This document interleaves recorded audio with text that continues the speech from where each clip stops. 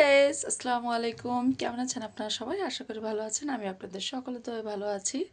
শুভ মাহে রমজানের শুভেচ্ছা। আর আজকে প্রথম সেহরির টাইম, ঠিক সেহরির টাইম থেকে ভিডিওটা শুরু করলাম। অলরেডি আজান দিয়ে দিয়েছে, নামাজের সময় হয়ে গিয়েছে। আর প্রথম মানে সেহরির টাইম থেকে শুরু করলাম এর জন্যই, সেহরির টাইম থেকেই এর জন্যই করা যে একটা কাজ করব। সেটা হচ্ছে এই ডাল ভিজানো। আমার মতো কেউ সেহরি খাওয়ার পর ডাল ভিজানো আমি জানি না, কিন্তু আমি এভাবেই ভিজাই। ডাল ছোলা এভাবে ভিজিয়ে রাখি। ডালটা এভাবে ভিজিয়ে রাখলে হচ্ছে কি, ডালটা ফুলে থাকে, রান্না করতে গেলে খুব একটা কালারফুল আসে। আর অনেকেরা আছে সিদ্ধ করে ডালটা রান্না করে, তো দেখা যায় ডালটা কালো কালো হয়ে যায় আর দেখতে ভালো লাগে না। দু এক সময় হয়তো আমারও করতে হয় বাধ্যতামূলক। আচ্ছা, যাই হোক। আর এবারে ডালটা, খেসারি ডালটা যাকে বলে, মানে বড়া বানানো, সেই ডালটা একটু ব্যতিক্রমভাবে এনেছি। কারণ আমাদের নারীদের জন্য মানে কি বলবো, বাঙালি এত সুযোগ করে দিচ্ছে যে নারীদের অলস করে দিচ্ছে।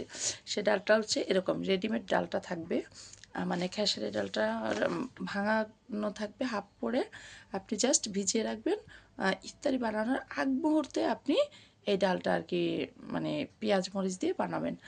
তো রোজার মাস যেহেতু শুরু হয়েছে, ভাজা পোড়া খাওয়া এটা থাকতেই হবে, না থাকলে হবেই না। আর আমাদের বাসায় মিনিমাম 10 থেকে 15 দিন এটা থাকতেই হবে, মানে থাকতে হবে, কি থাকি।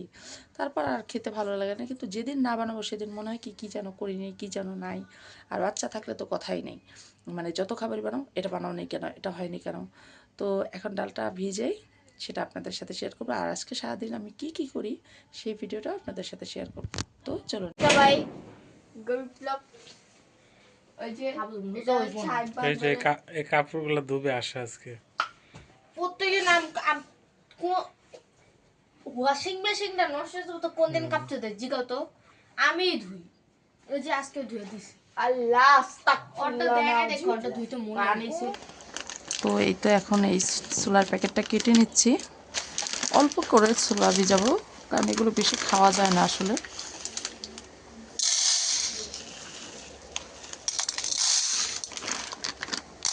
ঠিক অল্প করেই ভিজাবো, কারণ বেশি ভিজালে আসলে অতিরিক্ত হয়ে যায়। আর ডালের কথা যে বললাম, এই সেই রেডিমেড, এই তো সেই রেডিমেড ডালটা যেটা আমি কিনে এনেছি, এটা হচ্ছে 80 টাকা করে কেজি। তো এই ডালটা জাস্ট আপনি মানে দেখতে এরকম অল্প মনে হলে কী হয়েছে, এটা জাস্ট পানিতে ভিজিয়ে রাখলে ফুলে অনেকটা হয়ে যায়। এই যে আমি এই চায়ের চামচের 3 চামচই দেবো, এর বেশি আর দেবো না, কিন্তু এই ডালটাই ফুলে অনেকটা হয়ে যায়। তো এই তো আমার সকালের কাজ অলরেডি শেষ হয়ে গেল।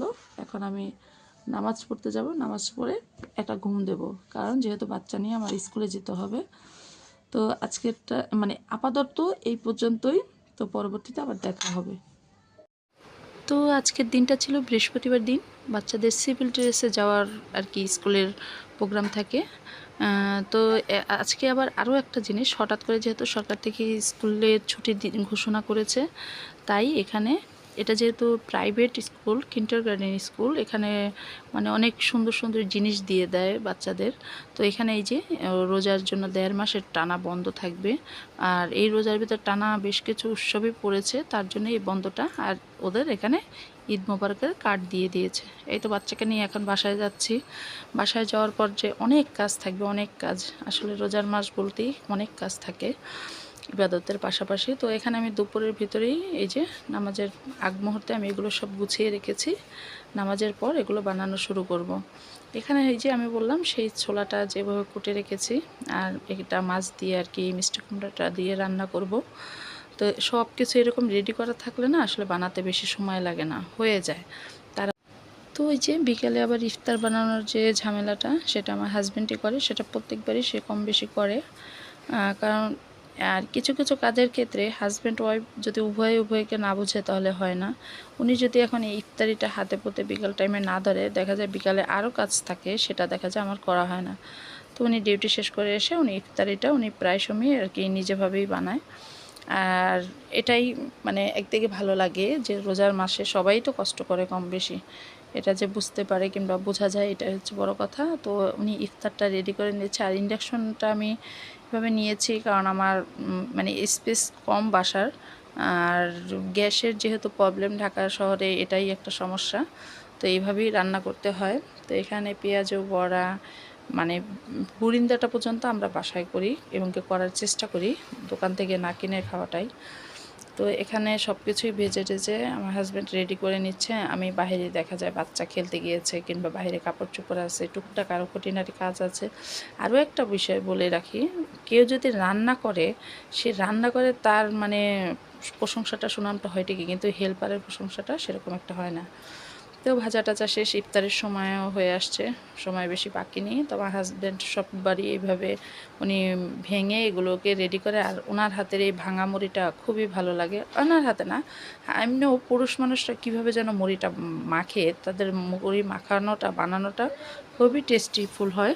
তো উনি এভাবে মুড়ির জন্য যে মশলাটা, সেই সব কিছু ভেঙে টেঙে সব কিছু রেডি রাখে, ঠিক আজানের আগ মুহূর্তে উনি মুড়ি দিয়ে সেটাকে রেডি করে। আর আমার হাজব্যান্ড ট্যাং, রুয়াবজা এই ধরনের কোনো শরবতই পছন্দ করে না। হয়তো ভাবতে পারেন এটা না থাকার কারণে, কিন্তু অবশ্যই আমার বাসায় এগুলো আছে, কিন্তু করতে দেয় না। এটা হচ্ছে লেবুর শরবত, লেবু পাতা দিয়ে, এবং কি তোকমার শরবত, এগুলোই খেতে বলে উনি। ওই ট্যাঙের শরবত এগুলো, রুয়াবজা এগুলো খেতে বলে না, মানে চাই না বলে, এগুলোতে কেমিক্যাল দেওয়া থাকে, এগুলো খাওয়ার দরকার নেই।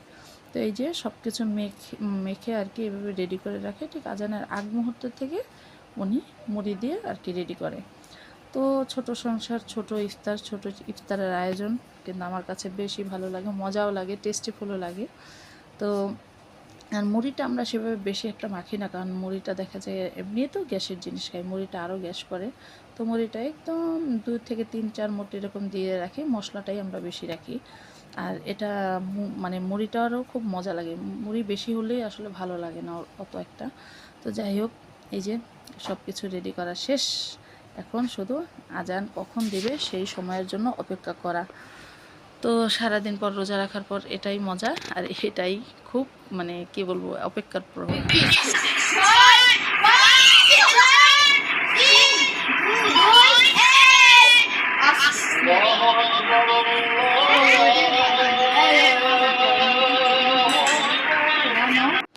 তো আজান দিয়ে দিয়েছে, এখন ইফতারি করার সময়। আমি মানে আর আমাদের সবারই ইফতারির আগে প্রথম জিনিসটাই হচ্ছে খেজুর মুখে দেওয়া, বিসমিল্লাহ বলে। যাই হোক, খেজুর শেষ করে তারপর আমরা শরবতটা মুখে দেই। আর শরবতটা খাওয়ার পরে এতটা তৃপ্ততা মনে হয়। আর যেহেতু এখনও একটু গরম গরম ঠান্ডা ঠান্ডা, তো নর্মালে রেখে দেই আর কি, ঠান্ডা ঠান্ডা থাকে শরবতটা। আর এই তো বাচ্চারা খুব মজা, তো এটাই মজা, এটাই আনন্দ, বাচ্চারা খাচ্ছে, আমিও খাচ্ছি, কারণ সারাটা দিন পর রোজা রাখার পর এরকম একটু যাই খাই সেটা তৃপ্ততা করেই খাই। তো এখন আবার খুব দ্রুতভাবেই খেতে হবে, মাগরিবের নামাজের টাইমটা বেশিক্ষণ থাকে না। আর মুড়িটা আমরা সেভাবে একটা বেশি খাই না, আর আমি তো তত একটাও খেতে পারি না। তো আজকে প্রথম রমজানের ইফতার উপলক্ষে আজকের মতো এ পর্যন্তই। সবাই ভালো থাকবেন, আল্লাহ হাফিজ।